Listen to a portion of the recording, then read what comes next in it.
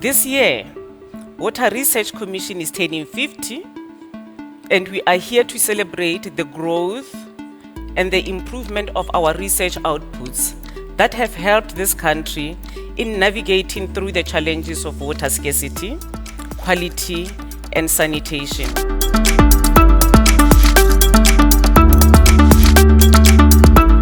We have a responsibility to make sure our girls, from the day they are born, we make them believe they can be anything they want to be. Being a girl or a boy does not determine a future.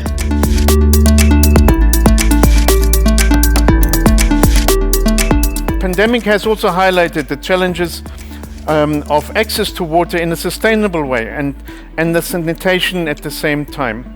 Going forward, we must focus on efforts and designs that replace the emergency interventions so that they become affordable, sustainable, and durable for those who've never had it and will have to have it, just as it is a human right as described in the Constitution. It is improbable that women in this field would have collectively converged under one roof 20 to 30 years ago to share their experiences, ideas, solutions. Notwithstanding these challenges today, we are also celebrating the heightening ideas and solutions that they dealt with.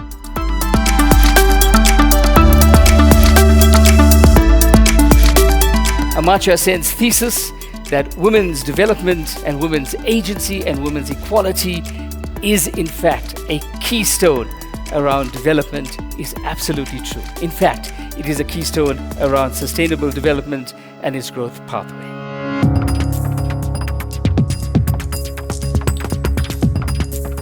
And it is important that women are encouraged to join this sector, and we make them feel that they are part of this sector. They are needed in this sector, and the knowledge that grows in this sector grows with women in mind and grows with women as participants, and it grows for the benefit of women in this country and the world at large. To achieve equity in the water field, we have to work towards a future with two key guidelines. First, we have to base our activities on a scientific understanding of the natural world so that we ensure that we have a planet that we can live on in the future and that provides a safe home for all of us. And secondly, we have to ensure that all voices count in the decisions we make on our future.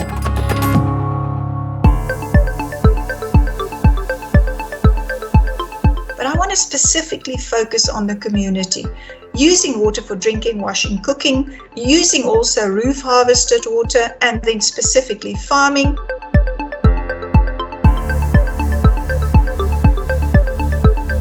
Sort of engage communities and find out what is working for them, what is not working for them, so that we can go back and see if policy implementation is actually effective.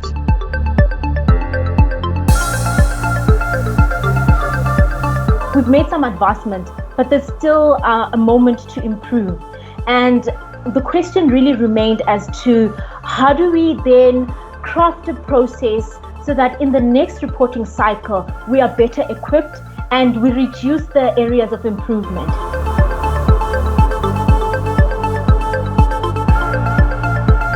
Especially because we have low levels of seasonal rainfall, insufficient aquifers, and high dependency on water transfers between basins. The demand is currently very high.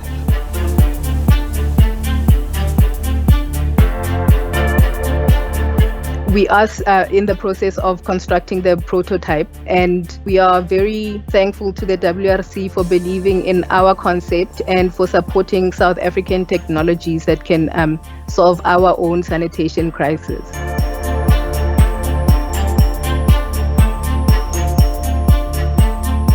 It was a very ambitious goal of by 2030 to achieve access to adequate and equitable sanitation and hygiene for all, and end open defecation, with special attention to the needs of women and girls and those in vulnerable situations.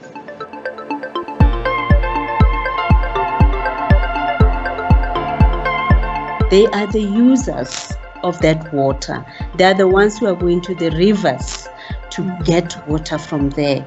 And it is them that, in inverted commas, will be bringing back that dirty water in their homes.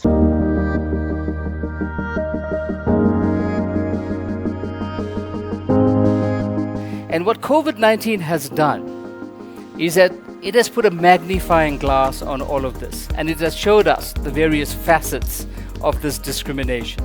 The importance of incorporating a gender dimension when introducing policy responses, because men are as important in this conversation as women are.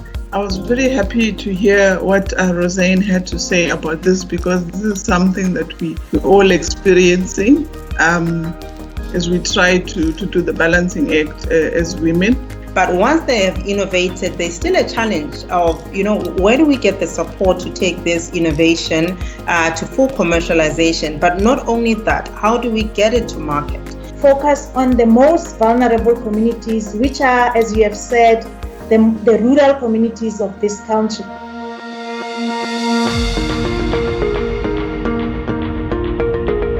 How SWRC and our partners, together with government, safeguard the progress made towards gender equality in the water and innovation sector. And important to look at training and development of our municipal officials. We've already started in collaboration with GIZ to look at training on the digesters in our municipal systems.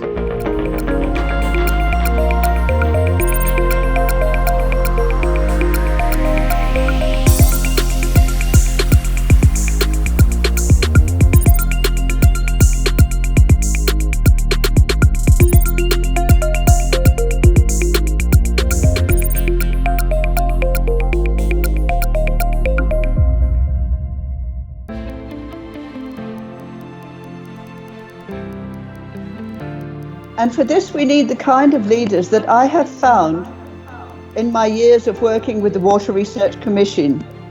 People who think outside the box, who value diversity and each person's strengths, people who embrace the power of a new mix of ideas, and who control bullying and appropriate behavior so that everyone feels safe and valued. And I believe that the WRC leaders, through the 30, 40 years I've been involved with them, have done all of these things. And I thank them for the opportunity they've given me, and I thank them for what they are doing for the country. Well done, Water Research Commission. Happy birthday.